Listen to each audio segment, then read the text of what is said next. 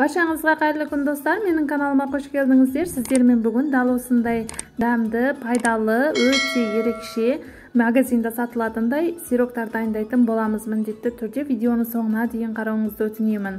Ол үшін бізге қажет болады дәл осындай творог. Мен қолданатын творогым үйде жасалған, өзім жасағанмын. Дәл осындай кокосовый стружка, сары май және шекер керек болады.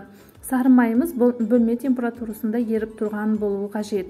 Енді сироктарымызды вилканың көмегімен дәл осындай езіп біркелкі болғанға дейін араластырып дайындап алатын боламыз.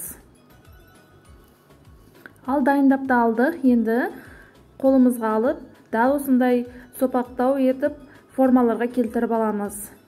Достар, құрамы да өте қарапайым және өте дәрумендерге бай дәмді сироктар болады. Міндетті түрде балаларыңызға дайындап берсеңіздер болады.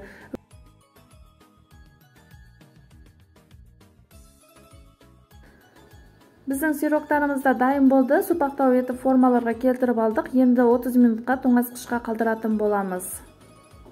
Сирогымыз қатып алғанға дейін біз ганажын дайындайтын боламыз. Ол үшін мен осындай шоколад қолдандым және сары май жаңға қолдандым. Сары майымды микротолқынды пеште ертіп алдым және шоколадты да микротолқынды пеште ертіп алып, екеуін біркелкі болғанға дейін жақсылап араластырып алдым.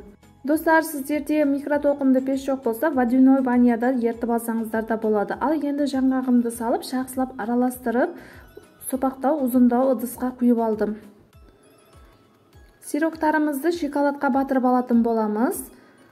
Енді достар, сіздер шоколадтарды батырып қоятын ыдыстарыңызға пергамент қағаздың қолданғандарыңыз дұрыс. Мен қолданбаған екенмін. Сироктарым кішкене жабысып қалды. Сондай жағдай туындамау үшін сіздер пергамент қағазын қойыңыздар және үстінен сироктарыңызды қоятын боласыздар. Дәл осылай видеода көрсетілгендей етіп, барлығын зубочистканың көмегімен шоколадтарға батырып аламыз. Сироктарымыз да дайын болды. Өте дәмді, ерекше, сочный болып шығады. Міндетті түрде дайындап көріңіздер және магазинде сатылып жатқан сироктардан да өте керемет болады және балаларға да өте пайдалы сироктар болады. Міндетті түрде дайындап көріңіздер. Сіздерге видео ұнаған болса, менің каналыма жазылып лайк басып, комментарий жазуды ұмытпаңыз және қоңырауша белгісін басып қойыңыз. Сонда менің жаңадан шыққан видеоларымды біріншілерден болып көретін боласыз.